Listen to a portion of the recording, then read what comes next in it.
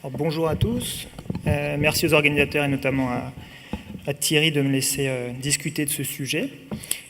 Donc, c'était les caractérisations électrophysiologiques de la SLA associées à l'expansion pathogène dans le gène C9-ORF72. Donc, la SLA, c'est évidemment la maladie du motoneurone la plus fréquente. Il y a 5 à 10% de formes qui sont familiales. Et en 2011 a été découvert le gène qui maintenant a la prévalence la plus importante, l'anomalie dans C9-ORF72, qui est en Europe et aux États-Unis pour 35% des formes familiales et à peu près 7% des formes sporadiques. Il y a plusieurs cohortes cliniques qui sont décrites dans la littérature, avec des caractéristiques cliniques qu'on connaît. Il y en a autour de 57-58 ans, peut-être un tout petit peu plus jeune que les SLA standards, un sexe ratio de 1 pour 1, une atteinte frontale plus importante, une survie plus courte que les SLA standards sans mutation, et puis évidemment une histoire familiale de SLA ou de DFT bien plus fréquente. Un début bulbaire dans certaines études ressort, mais pas dans toutes. Par contre, il n'y a aucun article d'électrophysiologie, notamment d'EMG à l'heure actuelle, dans cette population. Donc l'objectif de cette étude, c'était de voir si les patients SLA avec cette anomalie génétique dans le gène C9-ORF72 avaient des caractéristiques particulières. C'est une étude qui est rétrospective. On a inclus tous les patients lyonnais pour lesquels le gène a été testé sur les 5 dernières années. On a 31 patients avec anomalie C9 et puis 22 patients sans anomalie. Ils sont évidemment négatifs pour les 3 autres gènes les plus fréquemment retrouvés, SOD1, FUS et TRDBP. Donc on a regardé des caractéristiques cliniques assez classiques que je détaillerai dans les résultats. On a regardé après l'électromyographie, ce qui est le plus important. Donc, l'EMG il était réalisé par un électromyographiste du centre de référence au moment de poser le diagnostic au centre de référence. On a regardé les conductions motrices et sensitives moyennes, tout d'abord. Pour les analyses sensitives, on a exclu les patients avec une autre cause de neuropathie sensitive retrouvée. Et puis, dans les deux groupes, C9 et non C9, il y a le même nombre de nerfs sensitifs testés. On a ensuite regardé la myographie que je détaillerai un petit peu dans les résultats. On a regardé le pourcentage de polyneuropathie sensitive, et puis de manière un petit peu plus précise, le pourcentage de nerfs sensitifs avec une amplitude qui était anormale. Un nerf anormal, c'est un nerf qui avait une amplitude inférieure à nos limites du laboratoire. Pour les résultats, donc les caractéristiques cliniques, elles sont assez standards. On a un âge de début autour de 60 ans chez nos C9, 64 ans chez non C9. Pas de différence significative. Par contre, il y a une durée de maladie plus courte chez les C9, ce qui est connu. Ils ont un début bulbaire plus important, avec 60% quasiment de nos patients un début bulbaire. Ils ont une histoire familiale de SLA, bien sûr, plus importante que les SLA standards. Un sexe ratio à peu près similaire. Ils sont classés pareil, entre les C9 et les non-C9. Il y a autant de patients définis probables ou possibles dans les critères d'Awaji. Donc il n'y a pas plus de patients définis chez les C9 notamment. Et ce qui est très important pour pouvoir ensuite discuter de l'EMG, c'est que le temps entre les premiers symptômes et la réalisation de l'EMG est similaire dans les deux groupes. Ce qui nous permet de pouvoir les comparer en étant un peu moins biaisés. Donc pour les conductions motrices moyennes, les choses sont assez simples. Dans les nerfs médian ulnaires, tibial et puis fibulaire commun, il n'y a aucune différence qui ressort. Si on prend par exemple une amplitude d'un médian, il y a 5,5 d'amplitude dans un médian contre 5,8 chez les non-C9, donc c'est vraiment pareil. Si on prend une vitesse de conduction par exemple d'un ulnaire, c'est 54 mètres par seconde et 57 chez les non-C9. Donc c'est vraiment pareil, et ça pour les deux autres nerfs standards. Pour les conductions sensitives moyennes, là c'est pareil, il n'y a pas de caractéristiques particulières qui ressortent. Si on prend par exemple un sural, une amplitude de 12 dans le groupe des C9 en moyenne, sur tous les patients, environ 14 chez les non-C9. Ça ne ressort pas du tout statistiquement. Pareil pour les vitesses de conduction, c'est à peu près pareil. Si on prend un fibulaire superficiel, 44 mètres dans les deux groupes. Donc vraiment, ça semble similaire. Pour la myographie, on a regardé le pourcentage de territoires pathologiques en fonction des 4 territoires qu'on connaît. Chez les C9, il y avait 67% des territoires qui étaient anormaux, alors qu'il y avait 61% des territoires anormaux chez les non-C9. Donc ça, c'est similaire. Il n'y a pas plus d'atteinte, pas plus de territoires atteints chez les C9 en tout cas. Pour les polyneuropathies sensitives, on avait chez nos C9 31% de polyneuropathies sensitives, contre 21% de polyneuropathie sensitive chez les non-C9. 10% de différence qui ne ressortait pas statistiquement. Le petit p était à 0,37.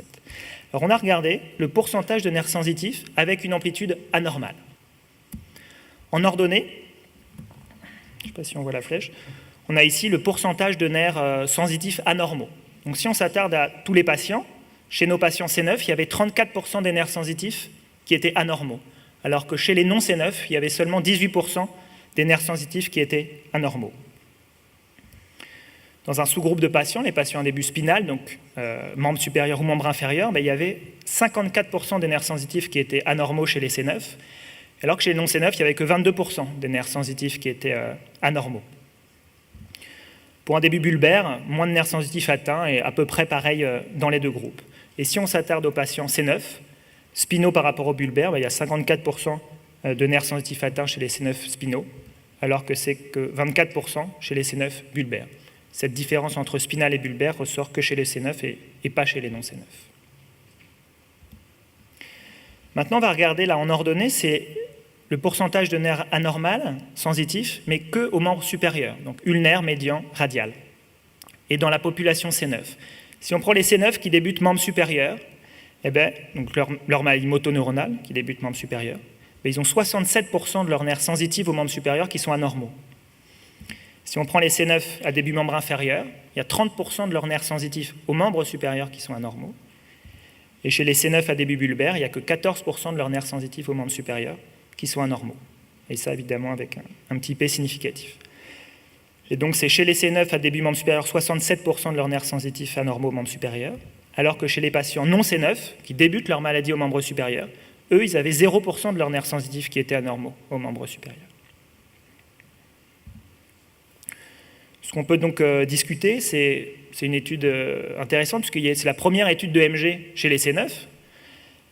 Notre cohorte, elle est représentative des cohortes, de la dizaine de cohortes publiées cliniques, avec un âge de début pareil, une survie plus courte, une atteinte cognitive qui ne ressortait pas, mais qui semblait un peu plus fréquente, et puis un début bulbaire plus fréquent, comme ce qui a été fréquemment retrouvé.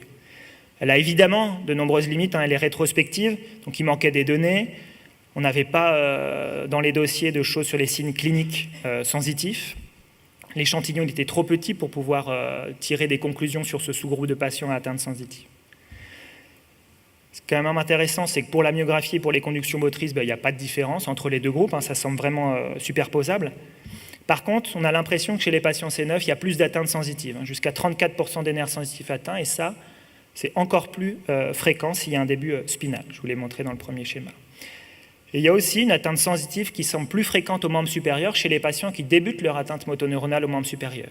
Donc on a l'impression d'avoir un phénomène qui évolue en parallèle, un peu de double neuronopathie, avec une neuropathie sensitive, mais une neuronopathie qui semble non longueur dépendante, en parallèle du mécanisme motoneuronal. Quel est le mécanisme physiopathologique de ça? On ne le connaît pas du tout. Et puis pourquoi seulement certains patients ont une atteinte sensitive et d'autres pas? Ça pourrait être dû notamment à la taille de l'expansion. On connaît des maladies à expansion. En fonction du nombre d'expansions, le phénotype clinique est différent. Il faudrait évidemment faire des études prospectives là-dessus, sur l'EMG d'abord, et puis je pense faire des études anatomopathologiques avec des biopsies de nerfs surales ou même déjà des biopsies cutanées peut-être pour voir s'il y a des anomalies anatomopathologiques spécifiques des C9, et ça on sait qu'il y en a dans les motoneurones, et pourquoi pas les rechercher dans les nerfs sensitifs. Voilà, je vous remercie.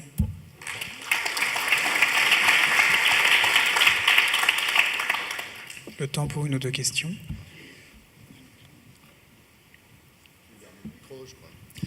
J'ai une question méthodologique. Merci beaucoup pour cette présentation. Est-ce que vous avez fait une analyse méthodologique en analysant les valeurs des potentiels sensitifs sous la courbe, puisque ça représenterait toutes les valeurs des potentiels sensitifs, non. Et non pas un cut-off, parce que vous avez choisi un cut-off normal et anormal. Okay. On a pris juste ça, il n'y a pas d'air sous la courbe, non, c'est vraiment strictement soit pathologique, soit non pathologique. Si vous avez les données... Comment ? Est-ce que ça ne vaudrait pas la peine de le faire? Possiblement, mais je ne suis pas sûr de retrouver ces données-là sur tous les EMG. Je ne pense pas qu'on les ait. Parce qu'il y aurait l'élément de spécificité qui n'apparaît pas important. Là. C'est ça. Ok, pardon. Timothée Langlais, en haut. Oui, merci Antoine de donner confirmation qu'il peut y avoir des anomalies sensitives dans la SLA. Et en fait, la question, c'était pour les 22 patients non C9 qui était votre groupe contrôle, savoir ce qui avait motivé la génétique chez eux, en fait, parce qu'apparemment, ils n'avaient pas d'histoire familiale. Alors, et est-ce que c'était des formes, du coup, un peu atypiques qui motivaient la génétique, ce qui aurait peut-être limité justement cette comparaison? Alors évidemment, ça rejoint ta question, mais déjà, c'est quel est ce groupe contrôle déjà? C'est la première question. On a pris un groupe contrôle de non-C9 testé génétiquement. Si on avait pris des sporadiques, il y aurait pu avoir 10% de C9 dedans. Donc voilà pourquoi le groupe contrôle déjà et pourquoi est-ce qu'ils ont été testés. On ne teste pas tous nos patients. À Lyon, on teste les patients quand on se dit que ça peut être familial, avec soit... il peut y avoir des SLA familiales, mais surtout des histoires cognitives familiales, par exemple. On ne compte pas SLA familiale à l'heure actuelle quand on a 3 parents DFT, et pourtant, probablement que c'est un même spectre SLA-DFT. Donc c'est notamment pour ça. S'ils avaient des atteintes, par exemple, bulbaires, on a quand même l'impression que les patients bulbaires sont plus C9, même si ce n'est pas dans toutes les études. Et puis surtout, aussi les patients qui évoluent rapidement. On sait bien que la survie est plus courte chez les C9. Donc c'est ça qui motive. Et puis aussi parfois sur des demandes un peu familiales de savoir je suis l'enfant de ce patient, est-ce que je vais avoir une SLA dans le futur. Parfois c'est ça qui motive nos demandes. Bien, merci. Merci.